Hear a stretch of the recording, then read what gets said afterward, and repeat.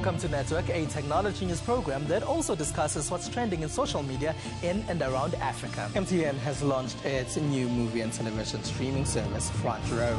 If it's trending, we will find it. That's Network with me, Zondi, every Sunday at 7:30 p.m. only on the SABC News Channel.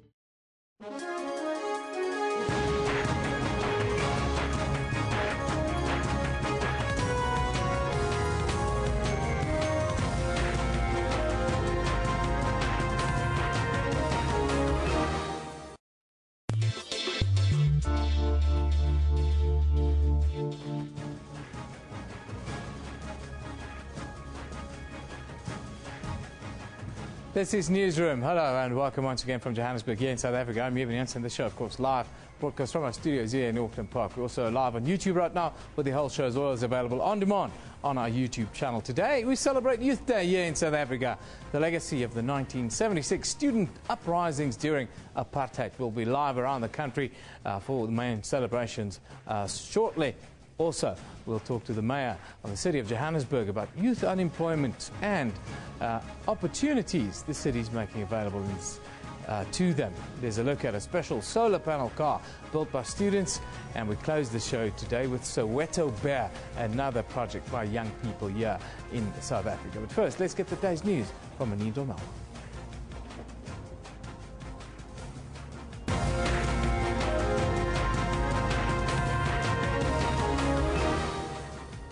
Good morning, I'm Anindo Mal. Let's take a look at the stories making headlines today. The African Union Commission chairperson, Dr. Nkosazana Dlamini Zuma, says there was nothing untoward about Sudanese President Omar al-Bashir attending the AU summit. She says the summit was run under AU rules and that South Africa had no say in the matter. Al-Bashir returned to Sudan yesterday despite a North Gauteng High Court ruling that he should remain in the country. An AU summit is not a bilateral meeting. It's a multilateral organization, and when a country hosts it according to the rules of the AU. Meanwhile, government will look into how the Sudanese president managed to leave the country. Acting cabinet spokesperson Pumla Williams says government will comply with the High Court order giving it 7 days to file an affidavit on exactly when and how al-Bashir left South Africa. Marikana miners will have to wait until the end of the month for the report into the August 2012 violence to be released. This after losing their urgent court bid to compel President Jacob Zuma to release their Marikana report immediately. Lawyers representing the miners have said it's likely that they will approach the International Criminal Court. Al-Qaeda has confirmed that the leader of its offshoots in the Arabian Peninsula has been killed. Nasser al-Rushai was killed in a U.S. drone strike on Friday. His death has been announced in an online video by a merger of Al-Qaeda's Yemeni and Saudi branches. He was seen as Al-Qaeda's second-in-command and was a former private secretary to Osama bin Laden. In the latest around the FIFA scandal, it's been revealed that Chuck Blazer had secretly been providing authorities information since December 2011 before admitting guilt. Yesterday, U.S. prosecutors made their 2013 plea agreement with the former FIFA Executive Committee member public. The agreement was released after a court ordered it to be unsealed at the request of media outlets. Under the agreement, Blazer agreed to provide prosecutors information, turn over any documents he possessed related to the probe, participate in undercover activities, and testify at trial. And in South Korea, Middle East respiratory syndrome has now claimed 19 lives. The country's health ministry has also reported 4 new cases of the syndrome. This brings the total cases of MERS to 154 in the outbreak that is the largest outside of Saudi Arabia. Well, remember, as South Africa commemorates the youth of 1976, our reporters are out and about in the country today. Today's main event will take place at the Tshwane Event Centre, but we will only be crossing there from 10 o'clock until 12:30. We've also got reporters at the Hector Peterson Memorial in Orlando West, so stay tuned to this channel as we bring you the latest from those places. Evan, over to you. Yeah, thanks, Anine. The 16th of June is Youth Day, and popularly known as the 1976 Soweto Uprising. 39 years ago today, the uprisings tragically ended with hundreds of young people killed by the apartheid government when they protested against the imposition of Afrikaans as a medium of instruction.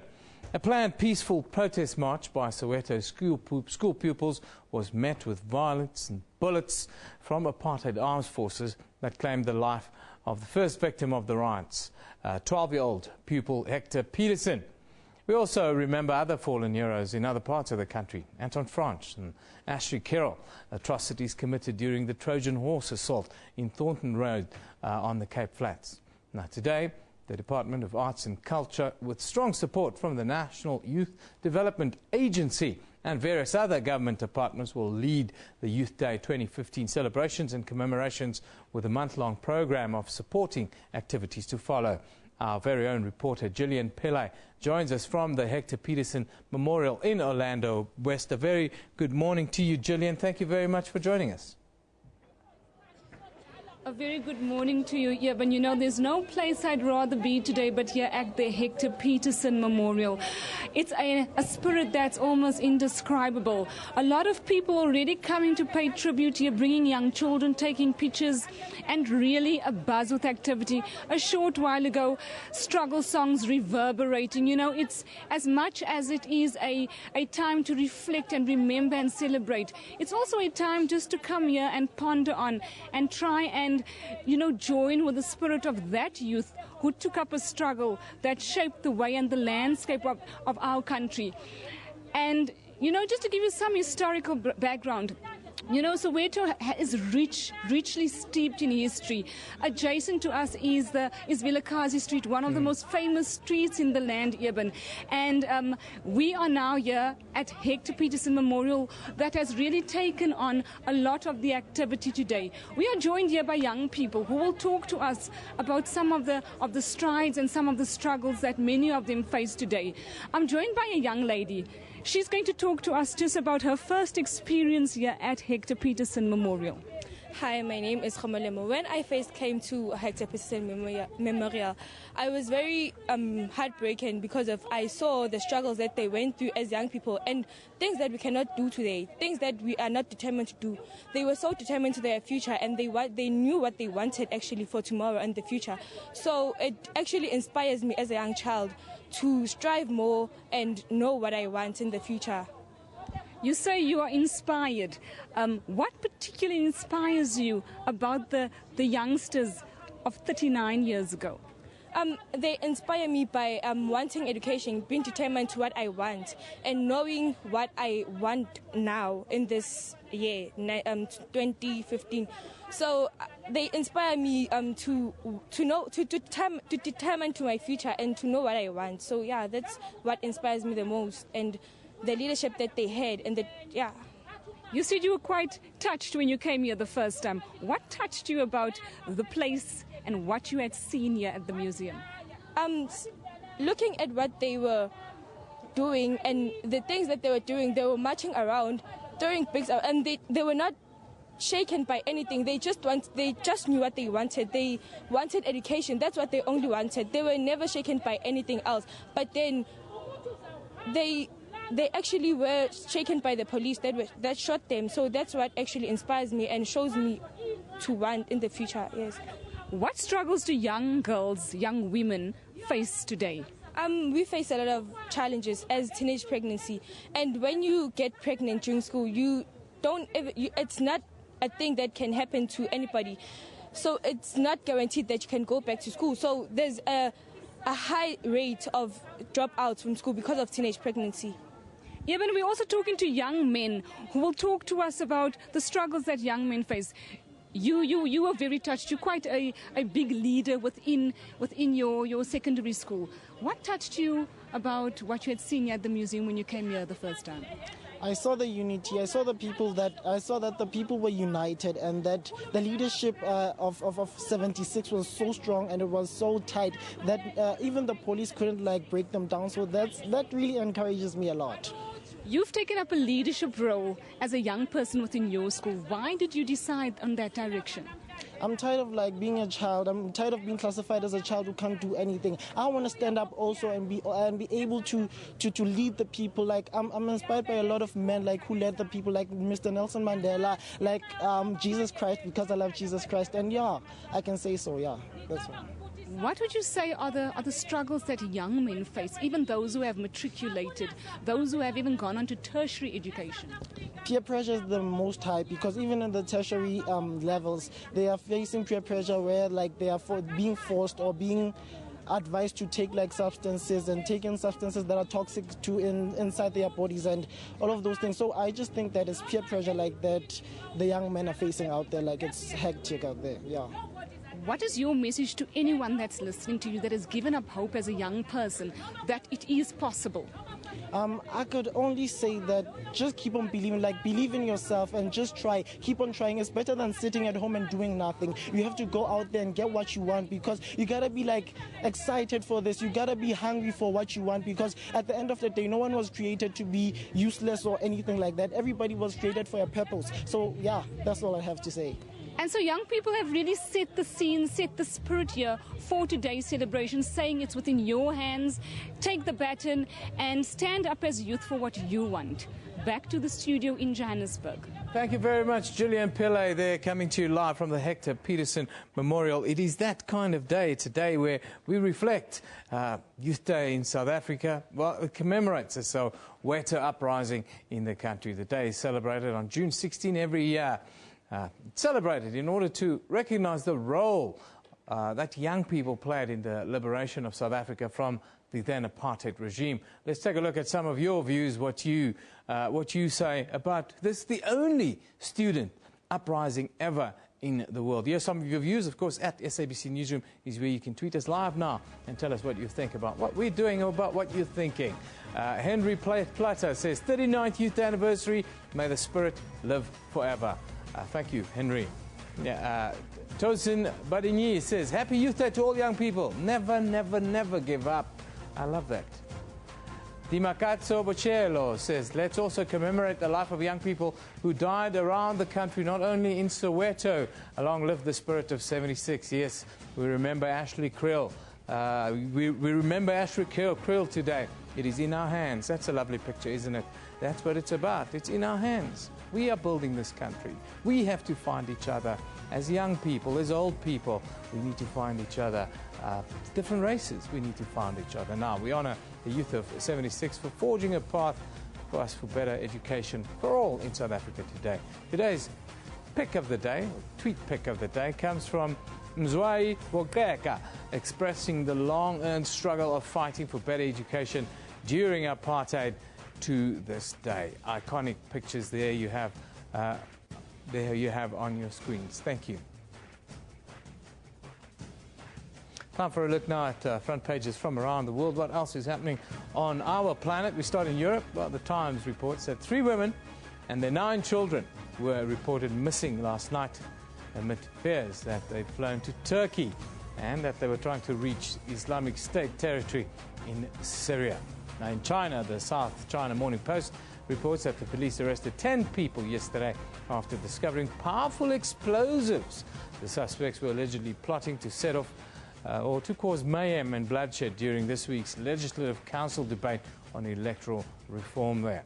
And in the United Kingdom, the Independent says Pope Francis warned that the world is heading for unprecedented destruction unless mankind confronts climate change and reforms the way it treats the planet. Isn't that a landmark event? Now, let's take a look at some of the Youth Day events happening around the country today. We start in the Western Cape, where more than 400 young people between the ages of 10 and 25 will be rolling out social upliftment programs in Athlone, Delft, Hanover Park, Nyanga and Khayelitsha. This year's theme is raising social conscious and inspiring positive change. Then, further up the coast in Port Elizabeth, the DA leader Musi Maimane is expected to address a Youth Day gathering at the Nelson Mandela Metropolitan University. And in Kimberley, the 1616 event is set to take place there. The biggest attraction for this youth celebration is the prize-giving ceremony for graffiti art. That should be very interesting and very, very visual. Now, as we celebrate Youth Day today, young people across the country continue to face challenges.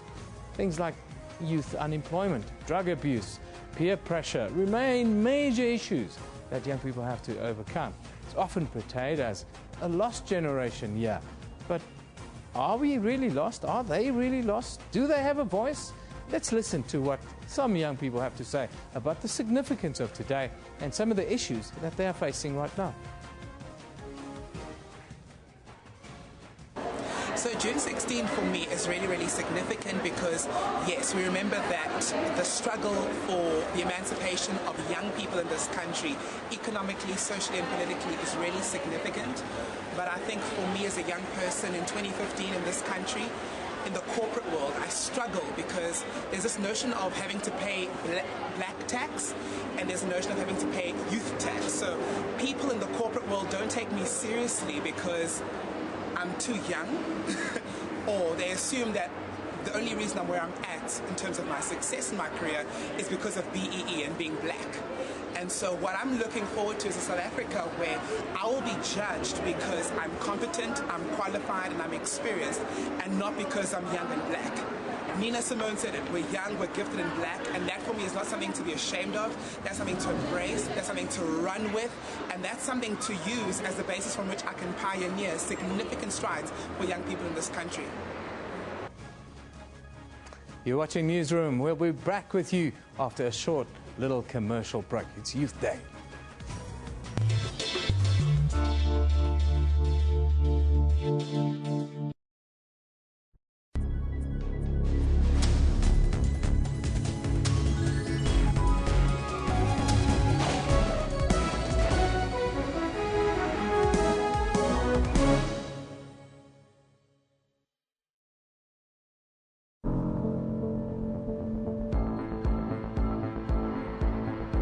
I know a better route. Incoming. Watch out. Let's brighten it up a little. I can handle this.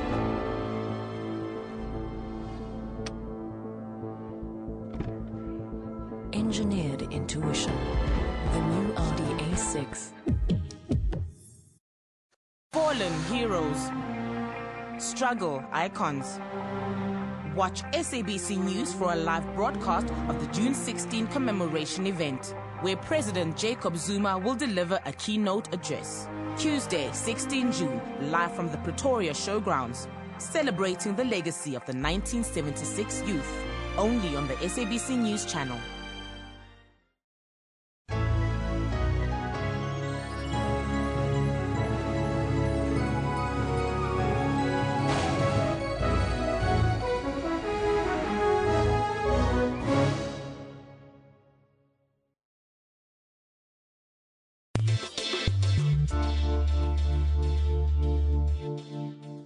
Welcome back. This time of the year, youth unemployment always comes under the spotlight, as it is one of the major issues facing young South Africans. South Africa alone accounts for nearly 2% of global youth unemployment, which means we have more than double what might be termed our fair share of global youth unemployment. This, however, does not mean that we aren't seeing success stories in getting our young people into the job market.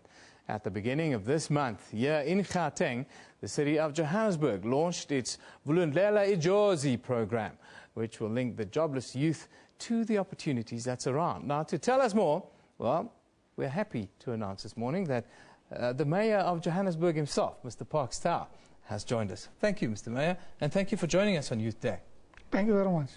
And then also the Executive of Special Projects at the Harambee Youth Employment Accelerator, Mr. Bernard Nkhosi. A very good morning to you, sir. Thank you for joining us. Good morning to you too. And you don't have to worry. You look very powerful sitting right next to the mayor this morning. I hope so. I hope so. Mr. Mayor, we always hear stories of doom and gloom in South Africa.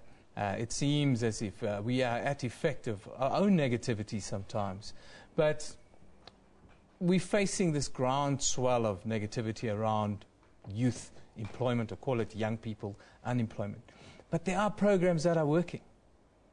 Yes, there are, and in fact, I think it's important that we acknowledge the role of both the public and private sector in initiating programs that are targeted at young people.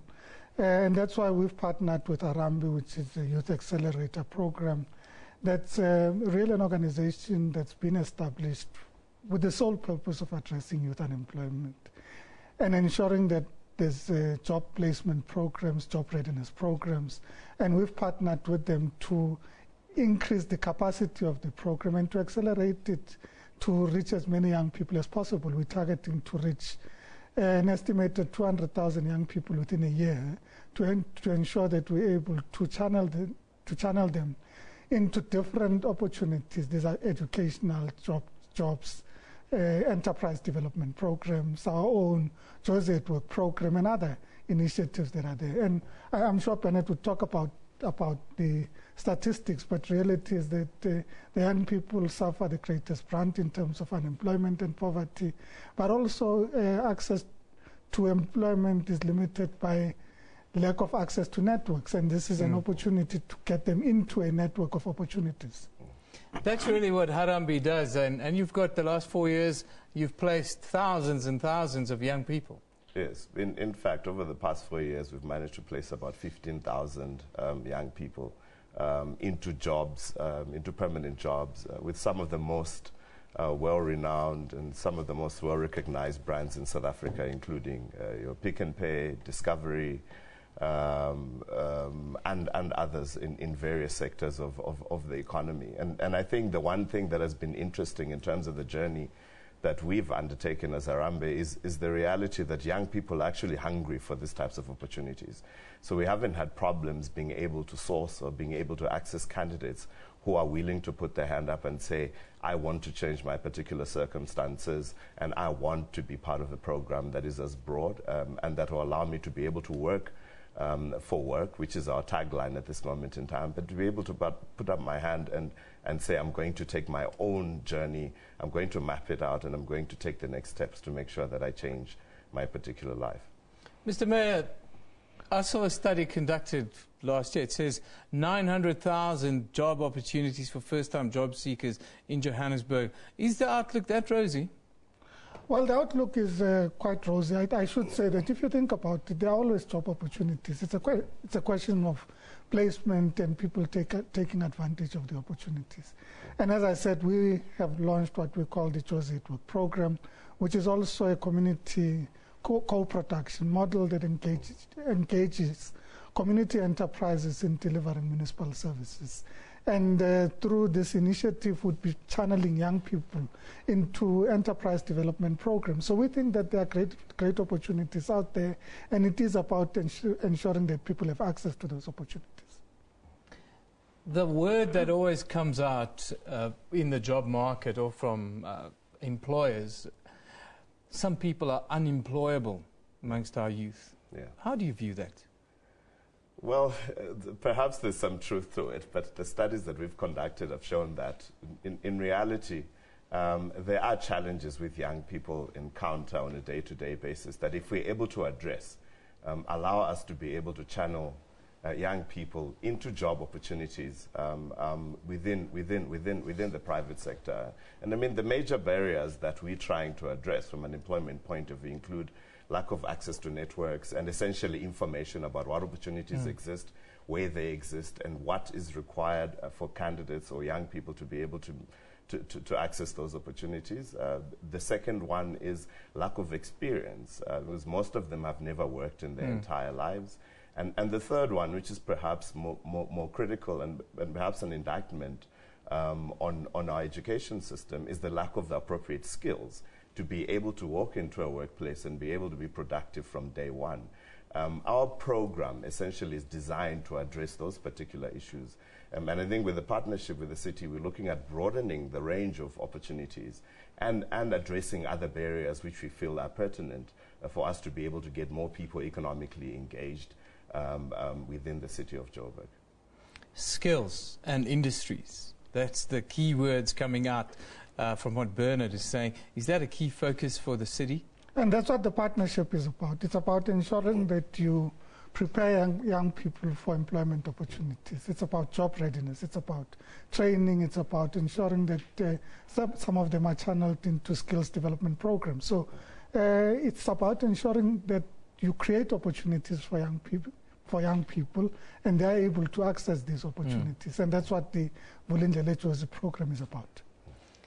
Tell us about young people. I understand you've got a Mobi site. You've got to be quite tech savvy now with the way that young people communicate and the way that they live. Tell us about how young people can sign up. I understand you've got a Mobi site as well. Yeah.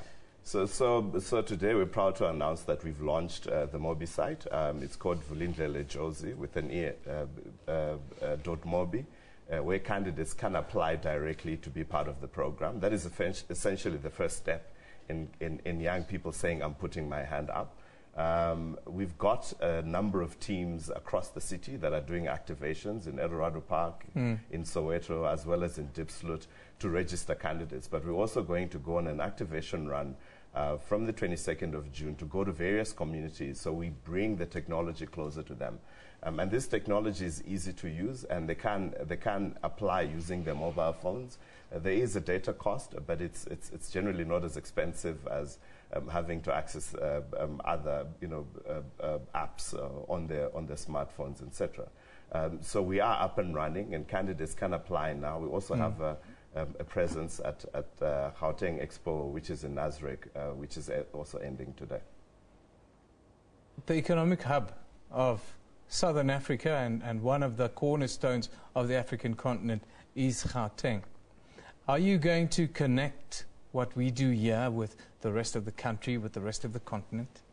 We think that this is an opportunity to start a program that can be rolled out throughout the country and throughout the continent. It's about focusing on young people and ensuring that we're able to create a new cadre of entrepreneurs, of engineers, of skilled people that are able to help us build this country and this continent. Job fairs and road shows, and that's the kind of thing that young people should be on the lookout for in the future then?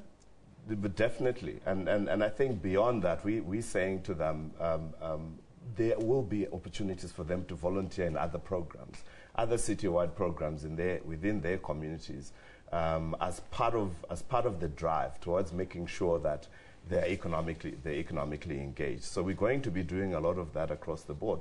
But I think it's also important to mention that our ambition as Harambee is to make sure that we develop a model, an in-city model for how we address issues of unemployment. And we feel that if we are successful, this is the model that can be replicated across the country. This is something that we can do within South Africa, but with luck we can export it to SADC and the rest of Africa as our contribution towards addressing the issues of unemployment. Mr. Mayor, unfortunately, it is a model that has to be successful, and I think we're going to have to be quite hard in policing it, isn't it? Certainly, and we're quite encouraged by the fact that we've got both provincial and national government who've bought into the program. The NYDA has partnered with us in implementing the program, so that we are able to replicate it. If we have a model that succeeds, we can easily replicate it. So all of us are focused, joining our hands together to ensure that the program becomes a success. I thank you for joining us. We hope this program is a success. It has to be a success, this program for South Africa. Thank you once for joining us this morning. That's Johannesburg Mayor, Mr. Park Star, and then the Executive of Special Projects at Harambee Youth Employment Accelerator, Bernard Nkosi. Thank you very much for joining us this morning. Thank you, Emma. Well, from programs which will link the jobless youth to opportunities, to those who are simply going out there to make it happen for themselves. What started as a hobby for brothers Moyalefa and Karabo Masopa and their friend Hussein van Roos from Soweto is now a successful business. Our producer, Neen Domel, recently saw what these young entrepreneurs from Fixing Diaries are up to. Just west of Johannesburg, the suburb of Melville is known for being a popular hipster hangout. Its main artery, 7th Street, is filled with trendy restaurants and nightclubs. But for the last 2 months, it's been home to a cycling store that has more than just bicycles to offer. Fixing diaries is an idea that was born in this garage in Soweto by brothers Karabo and Mojalefa Masopa, who say they wanted to disrupt the cycling scene and create a new generation of black, stylish cyclists. The story of this successful brand, now run by 5 under 35-year-olds, did however originate from difficult circumstances. 2013, my brother and I lost our mother, and then we were going through that and disappointment phase, and then a friend of ours suggested this, we go for cycling. Fixing bicycles did not only serve as a form of therapy for Karabo, it also opened doors to a business of customizing bicycles, employing others, and paved the way to changing perceptions around cycling, something the team of Fixing Diaries wants to continue doing through social rides in and around their community. What we're planning is to get more women involved in cycling, because we've seen that in most of our rides it's mostly males. So we've started doing a monthly women's rides around different neighborhoods really, and we've done 2 so far, and I'd say they've been going pretty well, and a lot of them are becoming conscious, and out of the riders which we rent our bicycles to, some of them have actually turned into customers. Customers that now flock to this new shop that the community of Melville have welcomed. For this group of young entrepreneurs, this is only the start of many big things they believe will change the cycling scene in all of South Africa. We really want to start doing rides in other cities, provinces, hopefully open branches there as well, and probably go international. We are currently looking at collaborations as well. So yeah, I mean, the future is quite big and bright. Anindo Mal for SABC News.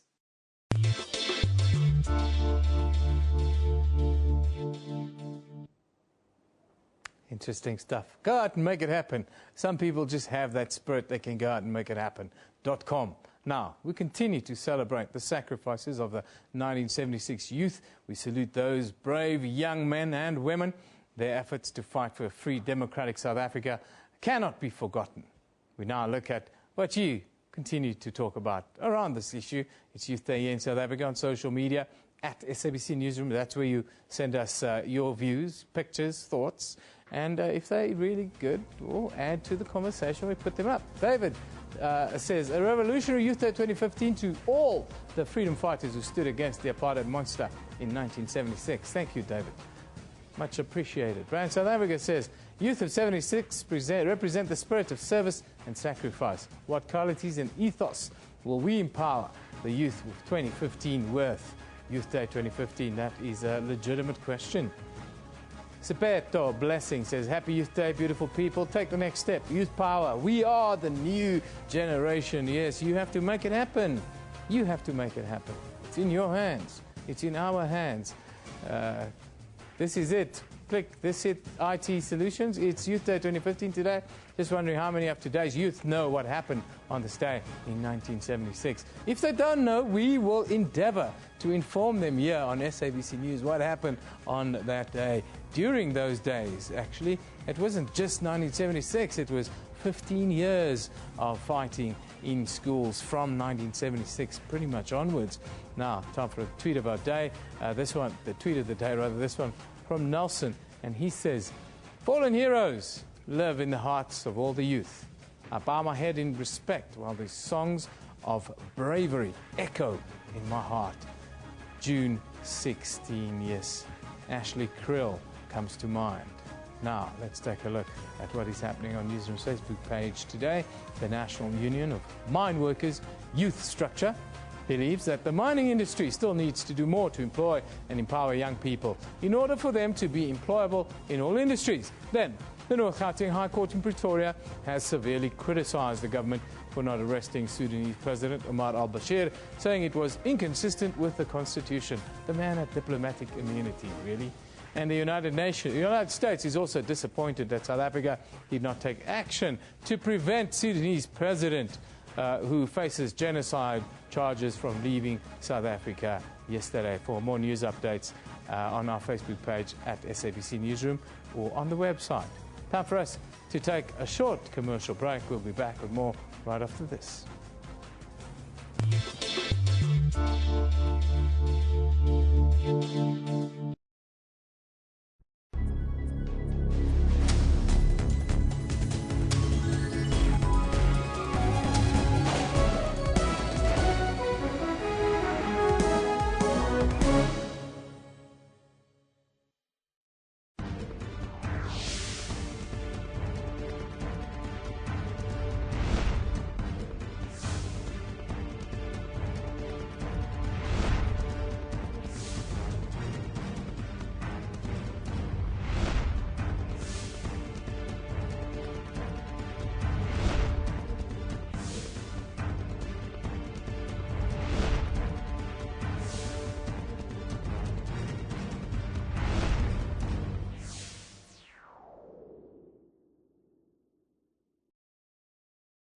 SABC News seeks to be the biggest, the most extensive and diverse news organization on the continent.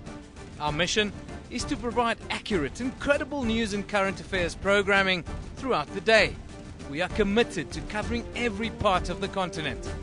We reflect the world to Africa and Africa to the world. SABC News, Africa's news leader. Now available throughout the continent.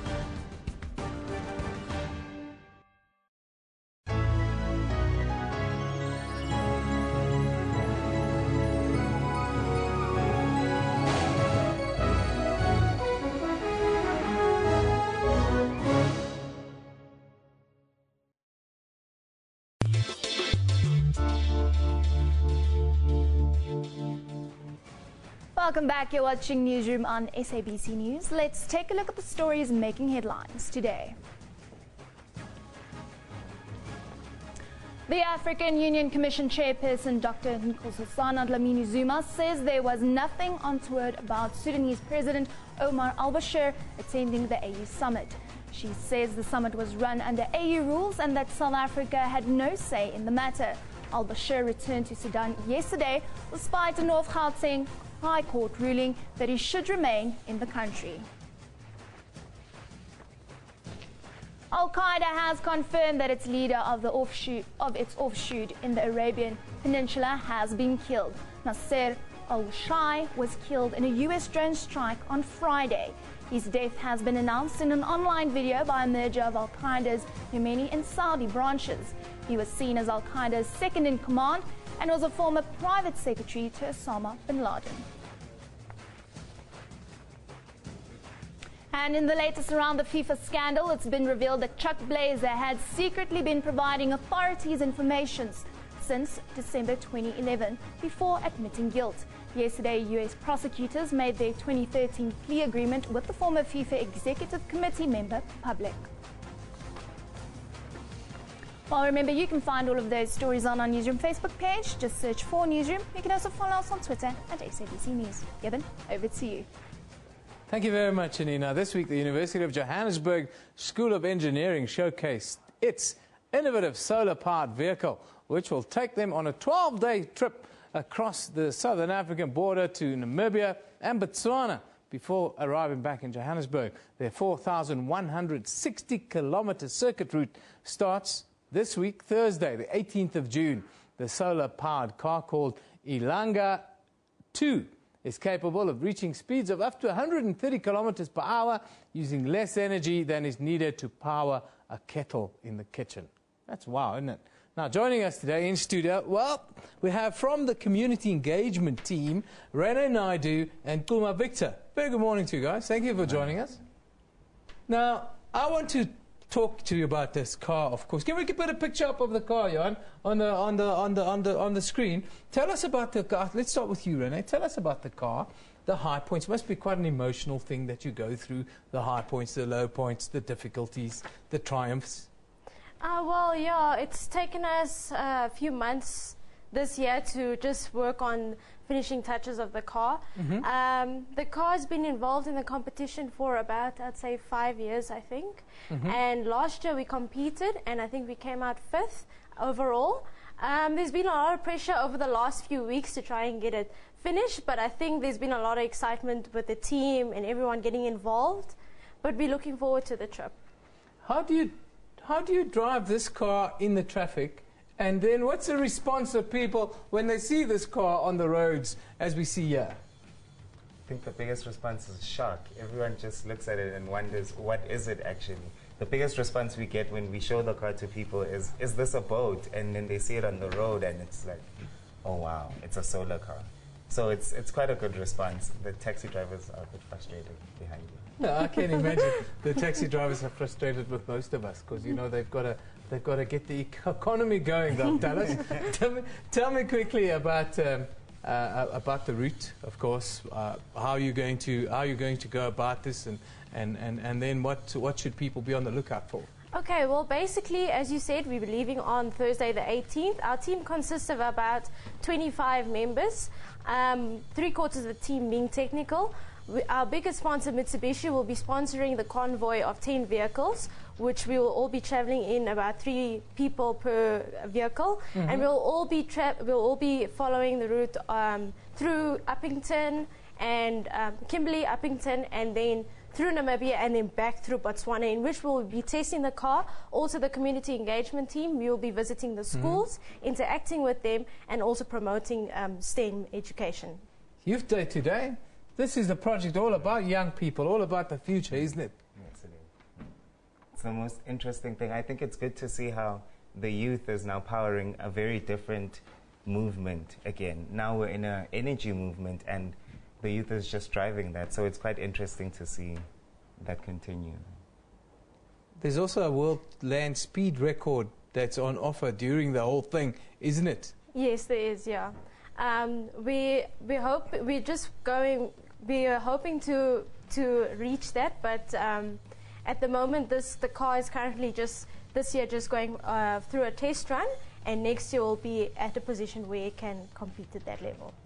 Well, guys, fantastic. It looks beautiful. It goes pretty fast, and you can run it on with the same as running a kettle in your house. It's incredible. I love it. Thank you very much for joining us. That's the community engagement team here from Johannesburg School of Engineering. They are going to take that car that you just saw on more than 4,000 kilometers through South Africa, Namibia, and Botswana as it come back. I think it looks really beautiful.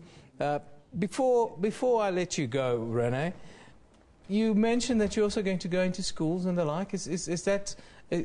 Is that going to happen in all the countries that you're visiting? Yes, well, we're visiting 2 schools at Walvis Bay, and we're visiting one of the schools in Botswana.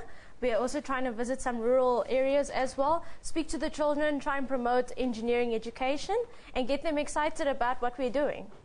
Well, thank you very much for joining us today. I love your work. I think it's fantastic. Young people are making it happen. Innovation here on the African continent. Thank you once again, guys, for coming. Let's take a quick look at some of your comments. What are you talking about right now? Today, of course, we remember not only the 76th Youth Uprising, but we also celebrate and remember the life of ballad icon Eddie Zondi, who passed on this day a year ago. Nduduzi says, "You may be out of our sight, but your memories will live in our lives. Gone too soon." Talking about Eddie Zondi, he is. Now, it's been a year since he passed on. May God be with his family and may his soul rest in peace. Eddie Zondi, good morning. That one from Lebara.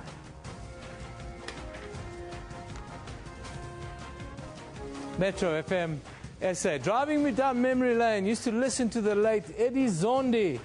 To the shows, Yana will always miss you. Yes, it was a different time, wasn't it? it was a different time in broadcasting in South Africa, says Sammy.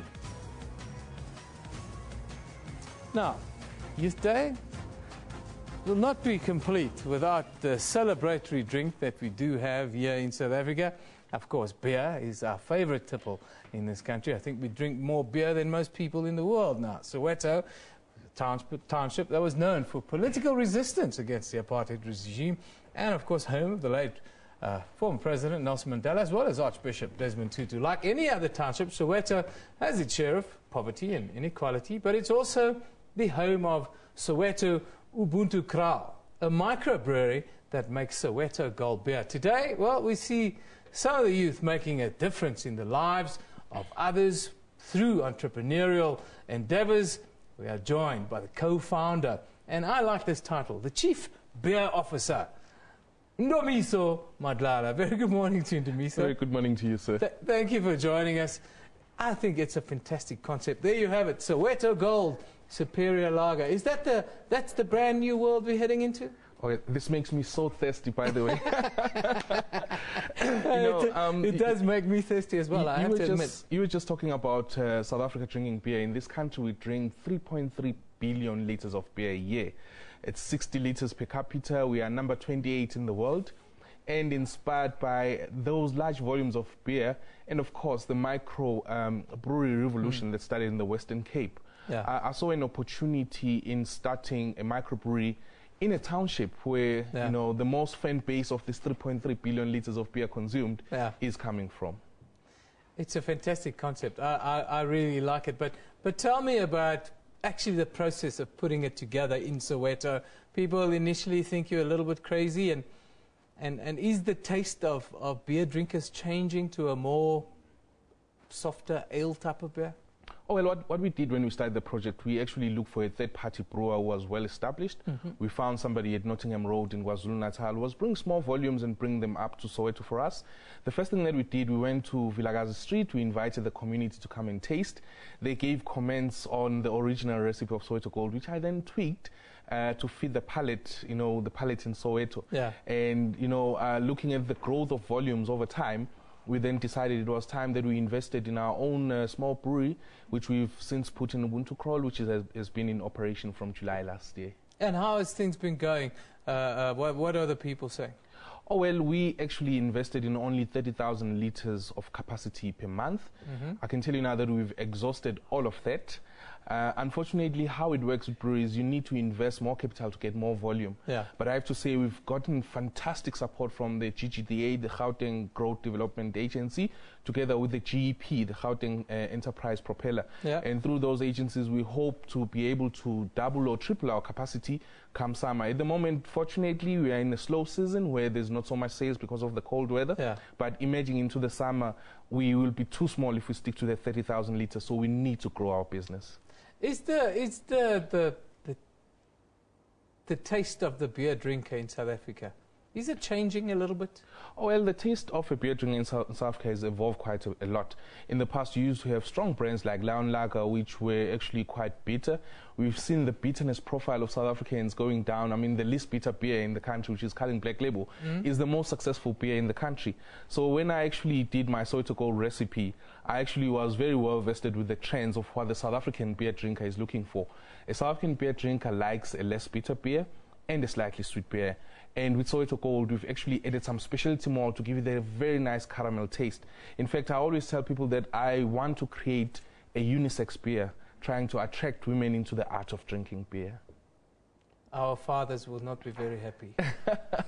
Times are changing. They are indeed, and we need to move with those changes now. It's Youth Day today. Tell me, you know, you're a young man, entrepreneurial spirit, make this kind of thing happen. What's your advice to young South Africans that have got these great ideas, but it's so difficult to bring them to fruition? Oh, well, one thing that you need is passion. You need to be very dedicated to what you're doing.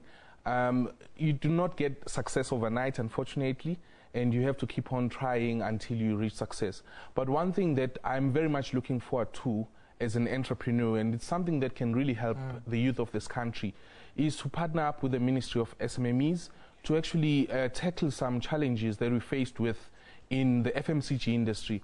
I mean, it's one thing to make beer, But, you know, the other equally daunting task is to actually sell what you're making. Yeah. So we need the Minister of SMMEs to help us, for instance, to put our products next to the big guys in retail space. Yeah. And I can tell you now, to put your product in retail is not as easy because of really draconian trade terms. Yeah, there's a lot of anti-competitive scenarios playing it out in the media right now. I can just imagine what it must be like within this industry as well. Now, you put a spin, I like that, you put a spin on the warning label also on your beer. Tell me about that before we wrap. Oh, well, we are a responsible alcohol producer. We actually preach responsible alcohol consumption. And the spin that we've put into our beer is alcohol is dangerous for your wallet, which is true. I mean, we do not encourage people to actually spend all their money on drinking. Yes. But what excites us is the brand Soweto Gold is so powerful that we are actually being asked to actually make it available in all 4 corners of the world. Yeah. And at the moment, we're looking at partnering with a big brother, an international brewer who's going to take us into all 4 corners of the world. So it's very exciting times, not only for us, but for brand Soweto. You're a Trojan for brand Soweto, the Chief Beer Officer of Soweto Beer. Thank you, Ndumiso Madlala, for joining us today. I'm going to try your beer. I'm a bit disappointed you didn't bring any samples here into studio today for us to at least have a, have a sober view as to whether this beer is any good. Thank you, Ndumiso, for joining us today. Now, we play out today with something really special, of course, for Youth Day. We have Nonkululeko Masisi Mkiva. Masisi, also known as the Nubian Queen. Well, she's here today to perform a poem called My Truth as a tribute to this fateful day. Without much ado, let's give her the platform. Please, take it away, Masisi.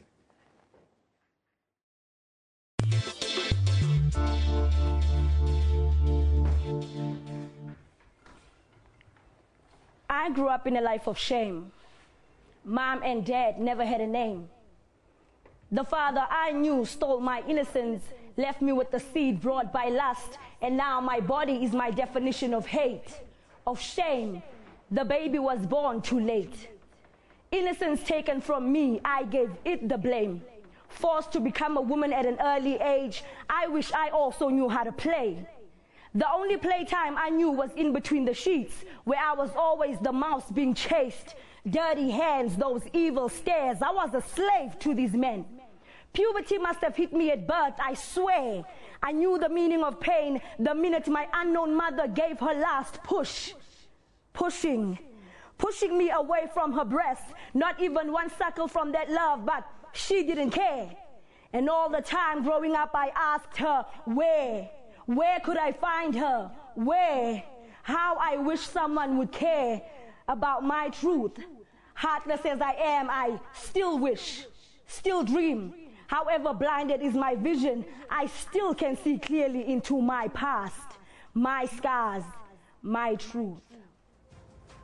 That's simply marvelous. Thank you very much, Masisi. Fantastic. The Nubian Queen, My Truth. Well, it is the harsh truth, but that's where we leave you today. Newsroom is broadcast live from our studios here in Auckland Park, Johannesburg, every weekday morning between 9 and 10 a.m. We stream live on YouTube, but that's what's important. It is in our hands. Young people, old people, all of us, we have to make a contribution to South Africa, to the African Renaissance. This is SABC News. You've been watching Newsroom. We love it in the morning.